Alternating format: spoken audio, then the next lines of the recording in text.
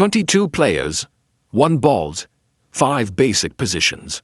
By the end of this, you'll know what every player on a football pitch is actually supposed to do. Let's start at the back. Position 1. The goalkeeper. The only player allowed to handle the ball inside their own penalty area. The penalty area is the large box in front of the goal. Think of it as the goalkeeper's workplace. Their main job is obvious: stop goals. But modern goalkeepers do much more. They organize the defense, start attacks with passes, and sometimes play so far from goal that they look like an extra defender. One mistake, everyone notices. Position 2. The defender. Defenders protect their own goal before anything else. They block shots, win tackles, clear dangerous balls, and stop attackers from getting comfortable. Simple, at least in theory. In practice, defenders are also expected to pass well and help build attacks from the back. Football keeps adding homework. Position 3. The midfielder. Often the busiest player on the pitch. Midfield is the space between defense and attack. The midfielder connects both. Think of them as the team's engine.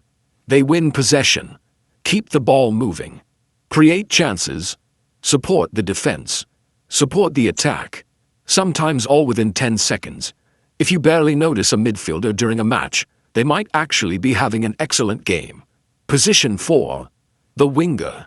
A winger usually plays near the touchline. The touchline is the line running along each side of the pitch.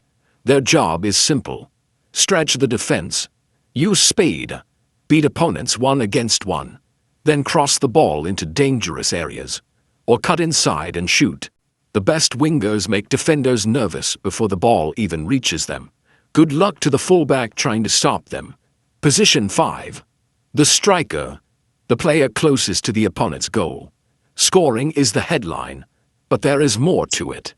A striker holds up the ball, creates space for teammates, presses defenders, and times attacking runs. One perfect run, one perfect finish, that can decide an entire match. Now here is the twist. These positions are not prison cells.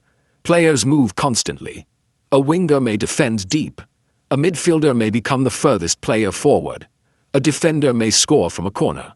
Modern football rewards flexibility, not standing still. In theory, every player has one position. In practice, the best teams attack together and defend together. That is why formations change during a match. A formation is simply the way players are arranged across the pitch.